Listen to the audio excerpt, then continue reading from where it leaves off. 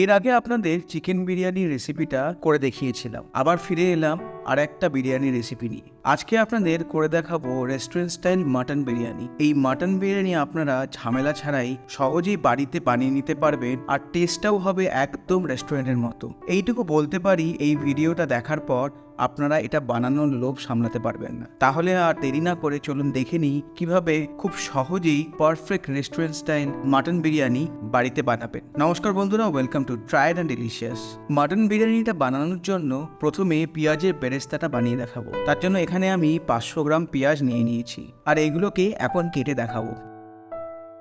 পেঁয়াজগুলোকে লম্বাভাবে স্লাইস না করে সাইড থেকে স্লাইস করে নেব, ঠিক এইভাবে। আচ্ছা, এখানে পেঁয়াজগুলোকে সব সমান সাইজে স্লাইস করব, যাতে ভাজার সময় ইভেনলি ফ্রাই হয় পেঁয়াজগুলো। পেঁয়াজগুলো কাটার পর ঠিক এইভাবে হাত দিয়ে একবার ক্রাশ করে নেবেন, যাতে পেঁয়াজগুলো আলাদা হয়ে যায়।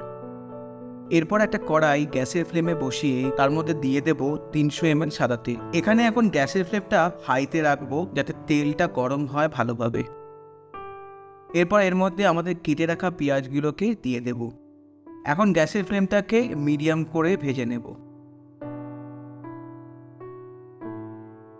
পেঁয়াজটা যখন হালকা ব্রাউন রং ধরবে, ঠিক এই স্টেজে পেঁয়াজগুলোকে ছেঁকে তুলে নেব। এর থেকে বেশি লাল করে ভাজলে পেঁয়াজগুলো পুড়ে গিয়ে তেতো হয়ে যাবে। এখন এই পেঁয়াজগুলোকে একটা প্লেটে টিস্যু পেপার দিয়ে তার উপরে ছড়িয়ে দেবো। দেখুন, আমাদের পেঁয়াজ বেরেস্তা একদম রেডি। আচ্ছা, এখানে বলে রাখি, পেঁয়াজ ভাজার তেলটাকে আমি বাকি রান্নাতে আর শেষে লেয়ারিং এর সময় ব্যবহার করব।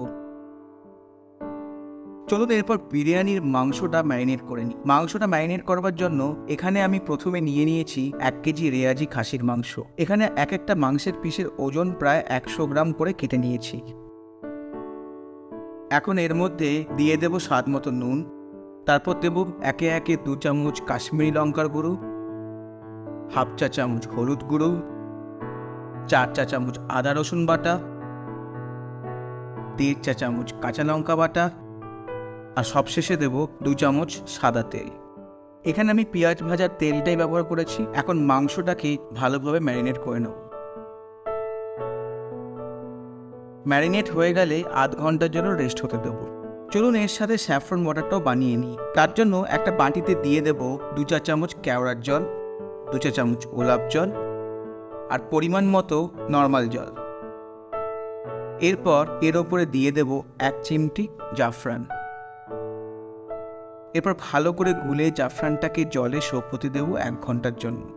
জাফরান ভালোভাবে সোক করলেই কালারটা বেরিয়ে আসে।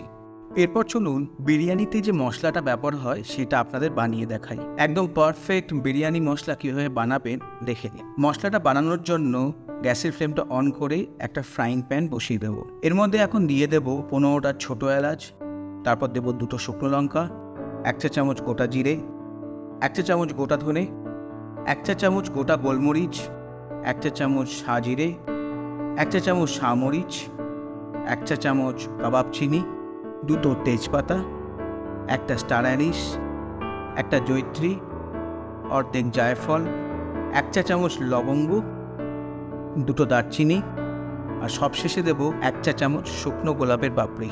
এরপর গ্যাসের ফ্লেমটাকে লো রেখে মশলাগুলোকে শুকনো খোলায় ভেজে নেব। ভাজা হয়ে গেলে একটা পাত্রে ঢেলে ঠান্ডা হতে রেখে দেব। মশলাগুলো একবার ঠান্ডা হয়ে গেলে একটা মিক্সার গ্রাইন্ডারে ঢেলে ভালোভাবে গুঁড়ো করে নেব।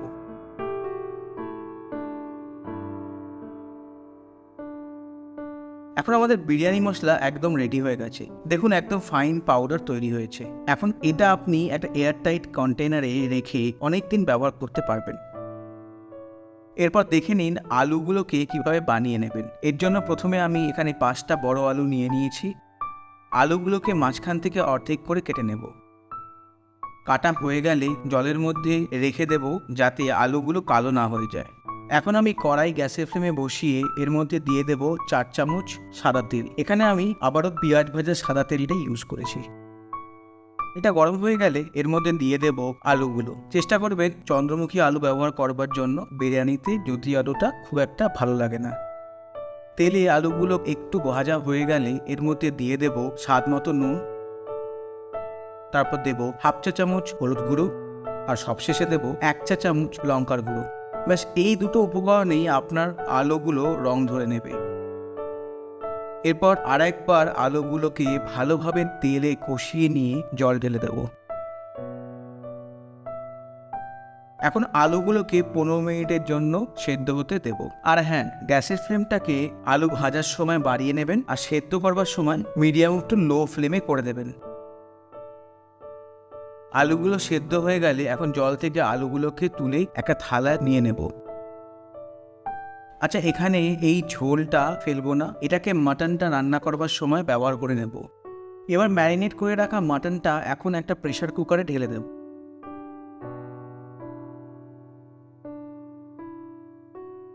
তারপর এর মধ্যে দিয়ে দেব আলুর ঝোল আর পরিমাণ মতো জল। জল যেন মাংস সমান সমান থাকে এটা দেখবে। এরপর কুকারের ঢাকা বন্ধ করে 4টে সিটি দিয়ে নেব।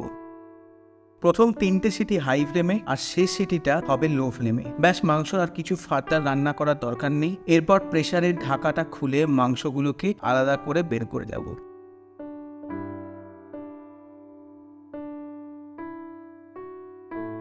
এবার পড়ে থাকা মাংসের ঝোলটার মধ্যে দিয়ে দেব 3 চামচ কেওড়ার জল, 3 চামচ গোলাপ জল। তারপর এর মধ্যে মিশিয়ে দেব 1.5 চা চামচ আমাদের বানিয়ে রাখা বিরিয়ানির মশলাটা। এরপর ঝোলটা ভালো করে একবার গুলে নেব। এখন বিরিয়ানির চালটা বানিয়ে নেওয়ার জন্য একটা বড় হাঁড়ি নিয়ে নেব এবং তাতে জল ফুটতে দেব। এখানে আমি 1 কিলো লং গ্রেন বাসমতি চাল নিয়েছি, যেটা আমি আগে থেকে ভিজিয়ে রেখেছি। এটা মিনিমাম আধ ঘন্টা জলে ভিজিয়ে রাখলেই চালের লেন্থটা বেড়ে যাবে। আমি এখানে চাল আর মাংসটা একই অনুপাতে রেখেছি, আপনি চাইলে চালের পরিমাণটা বাড়িয়ে নিতে পারেন। এরপর এখানে কিছু গোটা গরম মশলা নিয়ে নেব। প্রথমে নেব 5টা এলাচ, 5টা লবঙ্গ, 1 চা চামচ সাজিরে, আর সবশেষে দেব 2টো তেজপাতা। এরপর এগুলোকে একে একে জলের মধ্যে দিয়ে দেব। এরপর যে উপকরণটা দেব এটা একদমই স্কিপ করবেন না। এখানে আমি 4 থেকে 5 চা চামচ নুন দিয়ে দেব। নুনের পরিমাণটা একটু বেশি হবে, যাতে চালটা সেদ্ধ হলে তার মধ্যে ভালোভাবে নুন ঢোকে। এই সময় জলটাকে অবশ্যই টেস্ট করে দেখে নেবেন যে জলটা নোনতা হয়েছে কিনা। এরপর জলটা ফুটে এলে এর মধ্যে দিয়ে দেব 1 চা চামচ ভিনেগার। ভিনেগারের জায়গায় আপনি পাতিলেবু ব্যবহার করতে পারেন। ভিনেগার বা লেবুটা দিলেই ভাতের শাইনটা অনেকটাই বেড়ে যাবে আর ভাতটাও ঝরঝরে থাকবে। এরপর জলটা ফুটে এলে জলের মধ্যে দিয়ে দেব চালগুলোকে। আমি এখানে 5 থেকে 6 মিনিটের জন্য চালগুলোকে সেদ্ধ করে নেব। এখানে গ্যাসের ফ্লেমটাকে অবশ্যই হাইতে রাখবেন। চালটা 80%-এর মতো সেদ্ধ করব। দেখুন, এরকম হাতে চাপ দিলেই যাতে ভেঙে যায়। বাকি চালটা যখন দমে বসাবো তখন পুরো সেদ্ধ হয়ে যাবে। এবার ভাতটাকে একটা স্ট্রেনারের মাধ্যমে স্ট্রেন করে ট্রেতে তুলে নেব। এখন বিরিয়ানিটাকে দম দেওয়ার জন্য গ্যাসের ওভেনে একটা চাটু বসিয়ে নেব এবং তার উপরে বিরিয়ানির হাঁড়িটা বসাবো।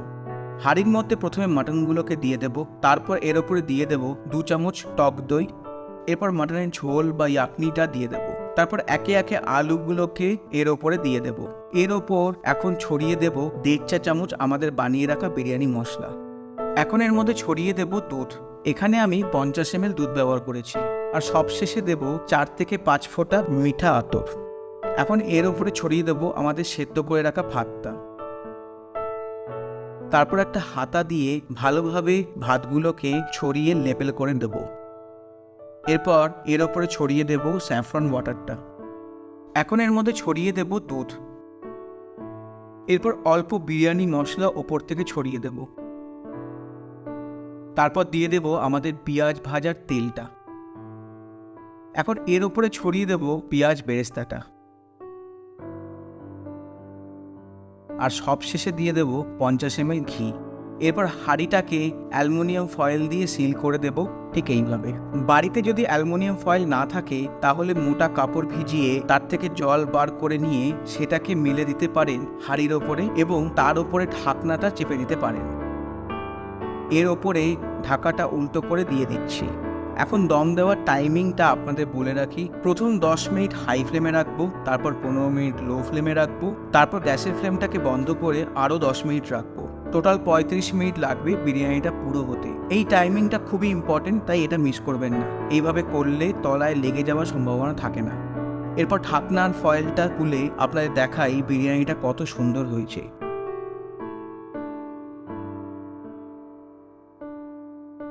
আমি একটা সাইড থেকে মাটন আর আলুগুলোকে ওপরে তুলে নিচ্ছি। দেখুন বিরিয়ানির চালগুলো একদম ঝরঝরে হয়েছে।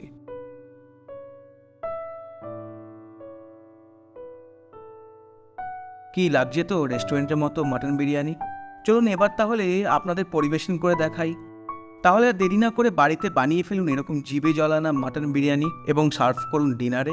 যদি আপনারা এর সাথে বোরহানি বা রায়তার রেসিপি দেখতে চান তাহলে কমেন্টে আমায় নিশ্চয়ই জানাবেন। আচ্ছা, রেসিপির ইনগ্রিডিয়েন্টসগুলো সবই ডেসক্রিপশনে মেনশন করা আছে, আপনারা খুব সহজেই সেখান থেকে দেখে নিতে পারবেন। আর রেসিপিটা যদি ভালো লাগে তাহলে কমেন্টে আমাকে জানাতে ভুলবেন না। আবার দেখা হবে, ফিরে আসবো আর একটা নতুন রেসিপি নিয়ে। ধন্যবাদ।